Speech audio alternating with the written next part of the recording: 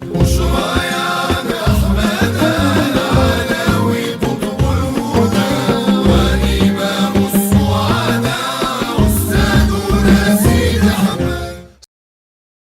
الله الرحمن الرحيم. الحمد لله تعالى على آلائه، وأفضل الصلاة وأتم التسليم على سيدنا محمد خاتم رسله وسيد أنبيائه وعلى آله وأصحابه وأوليائه. أما بعد، قال الله تبارك وتعالى: والذين جاهدوا فينا لنهدينهم سبلنا. وقال تبارك وتعالى: ألا إن أولياء الله لا خوف عليهم ولا هم يحزنون الذين آمنوا وكانوا يتقون. لا شك ولا ريب عند من يعرف تاريخ الإسلام المعاصر في القرن الرابع عشر للهجرة أن الله تبارك وتعالى هيأ للإسلام في بلاد المغرب وفي العالم أجمع رجلا جدد الله تبارك وتعالى على يديه هذا الدين، وهدى الله تعالى به الألوف المؤلفة من المسلمين وغير المسلمين.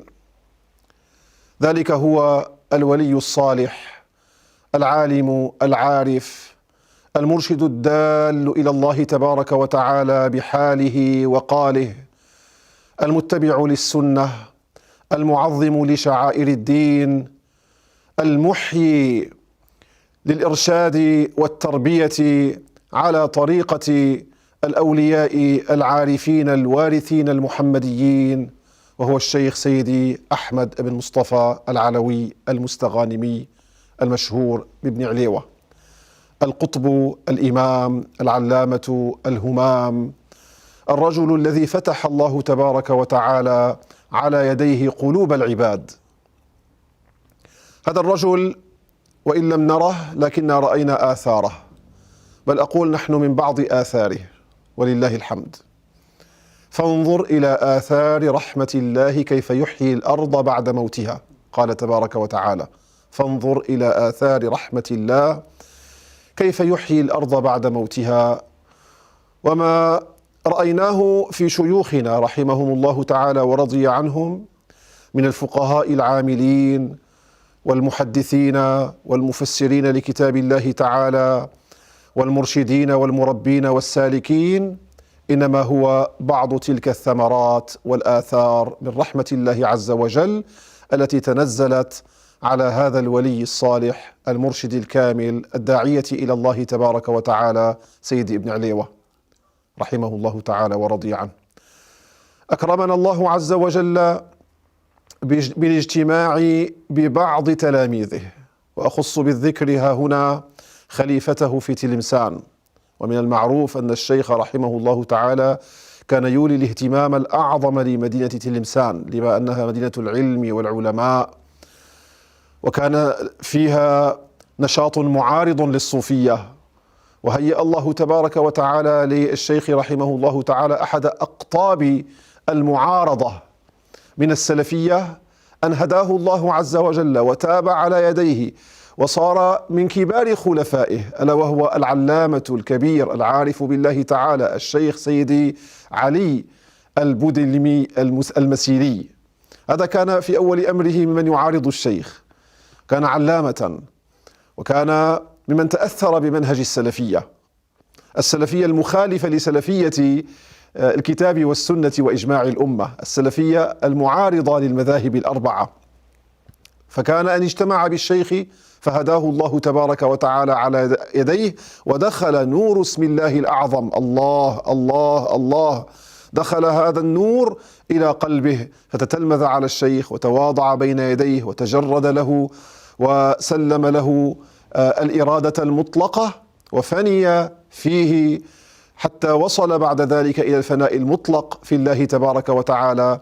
وهدى الله عز وجل على يديه. الشيخ سيدي علي البوديلمي زارنا في دمشق الشام، ونزل في دار سيدنا العلامة الوالد قطب الشام وعلامة الشام الشيخ إبراهيم اليعقوبي رحمه الله تعالى مرتين، وأكرمنا الله عز وجل بالاجتماع به، ولقننا الاسم المفرد وكلمة الإخلاص، وأخذنا الطريق على يديه، لكن الإجازة والسلوك كان على يدي العلامة الوالد رحمه الله تبارك وتعالى ورضي عنه، الذي أخذ عن والده القطبي الرباني سيدي الشيخ إسماعيل اليعقوبي، عن الشيخ محمد المبارك، عن الشيخ محمد الطيب، عن سيدي محمد بن ظافر المدني، عن سيدي القطب محمد العربي الدرقاوي.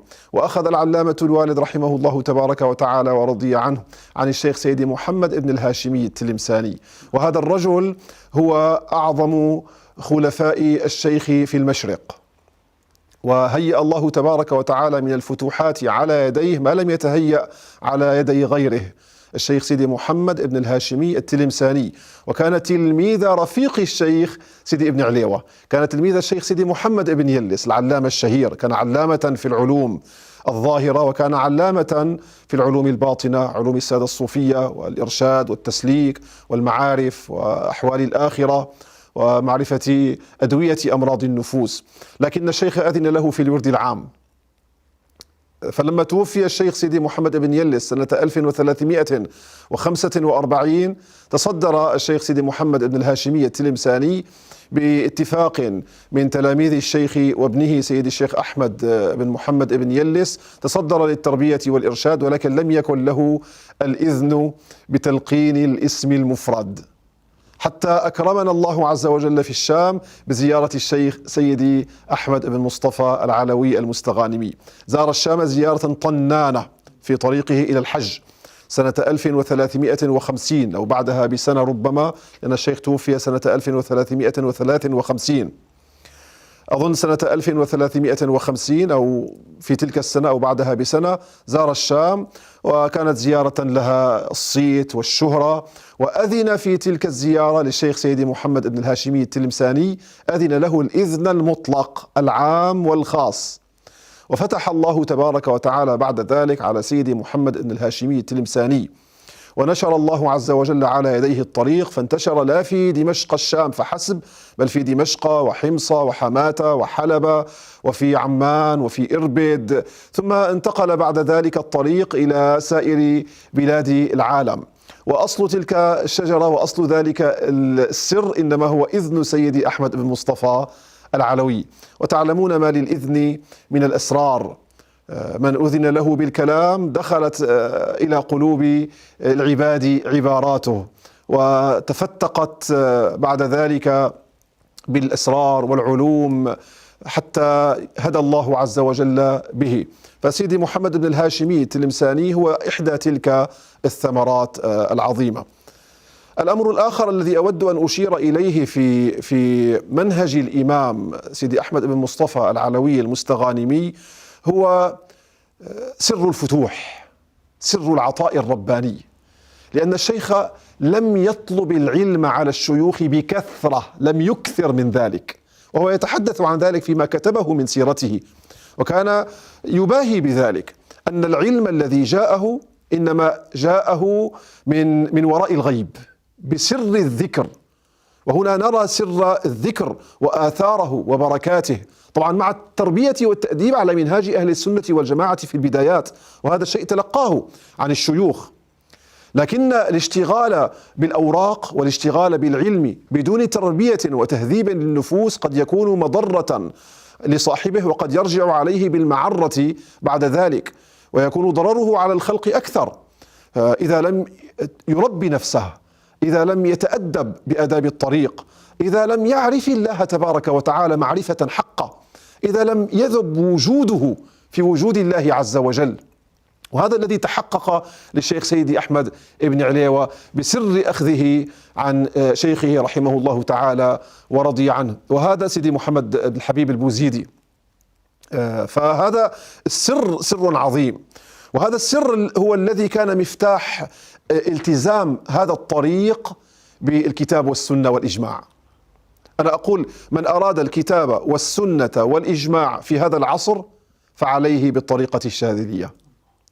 طريقة الإمام أبي الحسن الشاذلي هي طريقة الكتاب، العمل بالقرآن الكريم والتخلق بأخلاق القرآن الكريم. طريقة السنة اتباع المصطفى عليه الصلاة والسلام، تعظيمه، محبته، طاعته، اتباع سنته، تعظيم آل بيته، تعظيم أصحابه جميعا.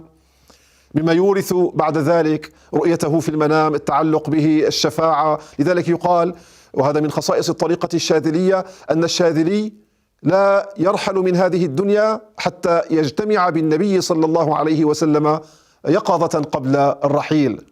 هذا ذكره سيد الإمام محمد بن مسعود الفاسي في رسالته في خصائص هذه الطريق. فطريق الكتاب والسنة وإجماع الأمة هو متمثل في هذا العصر في الطريقة الشاذلية. ولا شك أن الإمام سيدي أحمد بن مصطفى هو من أعاظم الرجالات الذين هيأهم الله تبارك وتعالى في القرن الرابع عشر، نصف القرن الرابع عشر الأول، لتجديد معالم هذا الدين وإحياء رسومه والدعوة إلى الله تبارك وتعالى، بل إحياء الطريقة الشاذلية، إحياء رسوم الإرشاد والتسليك في الطريقة الشاذلية. لذلك أقول هدى الله تبارك وتعالى به الألوف المؤلفة من الخلق، وتوجهت دعوته إلى إدخال الناس في الإسلام. الدعوة ذات شقين، دعوة المسلمين ودعوة غير المسلمين. فبدعوة غير المسلمين هو رجع إلى أصول التصوف كيف كانت في القرون الأولى، لأن الأمم التي دخلت في الإسلام في الشرق الأقصى كالملايو وفي بلاد إفريقيا مثل شعوب قبائل الهوسا، وفي أواسط آسيا مثل شعوب الشيشان، هذه الشعوب إنما دخلت في الإسلام على أيدي الصوفية، على أيدي المرشدين المربين المسلكين الدعاة إلى الله تبارك وتعالى. لم تكن هناك كليات للدعوة الإسلامية، كل زاوية كانت كلية للدعوة ومركزا للدعوة الإسلامية. فالشيء العجيب في سيدي أحمد بن عليوة أن الله عز وجل جدد به رسوم الطريقة، فرجعت الطريقة إلى الدعوة إلى الله تبارك وتعالى. كان له أثر عجيب في الناس، أثر روحي عجيب. هذا التربية بالهمة، التربية بالحال، التربية بالنظر، هذه من أصول التربية عند السادة الشاذلية. وقد اجتمعت فيه، كان له قوة حال عجيبة، يجتمع الإنسان إليه فما يملك نفسه إلا أن يسلم إرادته إليه ويبايعه ويسلك على يديه. وهو يتحدث عن هذا الأثر في بعض ما كتبه في تراجمه. كانت له قوة حال عجيبة. هذه من أصول التربية. أصول التربية كما تعلمون التربية بالأقوال، التربية بالأفعال، التربية بالأحوال، التربية بالنظر، التربية بالهمة. هذه أصول التربية الخمسة، وقد اجتمعت فيه رحمه الله تعالى ورضي عنه. وما زال أثره عند الناس كأنه لم يمت إلا قبل 10 سنوات أو 20 سنة، وما زلنا نتحدث عنه في دمشق الشام. فكيف في بلاد المغرب حيث كان أثره الأعظم هنا؟ فلا شك أن هذا الرجل يستحق أن تخصص له البرامج، وأن تكتب حوله الدراسات، وأن يعاد نشر مؤلفاته، وأن يدرس كلامه في الجامعات، وأن نحيي آثاره رحمه الله تعالى ورضي عنه لما كان له من تأثير عظيم في الإسلام والمسلمين. ثم هو أحد أجدادنا وأحد آبائنا في الطريق، ونحن ننتسب إلى سلسلتين: السلسلة الأولى سلسلة سيدي الشيخ محمد بن مسعود الفاسي، والسلسلة الثانية سلسلة سيدي أحمد بن مصطفى العلوي، وكلاهما يلتقيان عند مجدد الطريقة سيدي الإمام أبي حامد الشريف العربي بن أحمد الدرقاوي الحسني رحمه الله تعالى ورضي عنه. وإليه ينتهي أثر هذا التجديد، أو عنده ابتدأ أثر هذا التجديد في منتصف القرن الثالث عشر الهجري. رحم الله تعالى الشيخ سيدي أحمد بن مصطفى العلوي وبارك فيه. قلما تدخل إلى بلد في بلاد الغرب والشرق الآن إلا وتجد أثرا من آثار سيدي أحمد بن مصطفى العلوي. إن ذهبت إلى إنجلترا، إن ذهبت إلى فرنسا، إن ذهبت إلى إيطاليا، إن ذهبت إلى أمريكا وولايات أمريكا المتعددة، الشام، مصر، اليمن، في مدن الشام دمشق، حلب، حمص، حماة، العراق، حيثما ذهبت ترى آثار سيدي الشيخ أحمد بن عليوة. ومن لا يعرف اسمه يعرف أسماء بعض خلفائه مثلا. فلذلك هو أحد مجددي الإسلام في القرن الرابع عشر رحمه الله تعالى ورضي عنه، وبارك في من أنتج هذا البرنامج وأعده وأخرجه وساهم فيه سيدي الدكتور المهدي المنصور حفظه الله تعالى وبارك في عمره وبارك في هذه الزاوية العلوية التي تنتسب إلى تلك الشجرة، والتي هي فرع وغصن مثمر زاهن مزهر من غصون تلك الشجرة المباركة، شجرة الإمام سيدي أحمد بن مصطفى العلوي المستغانمي رحمه الله تعالى، وأعاد علينا من بركاته وأنواره وأسراره، آمين آمين. إمام السالكين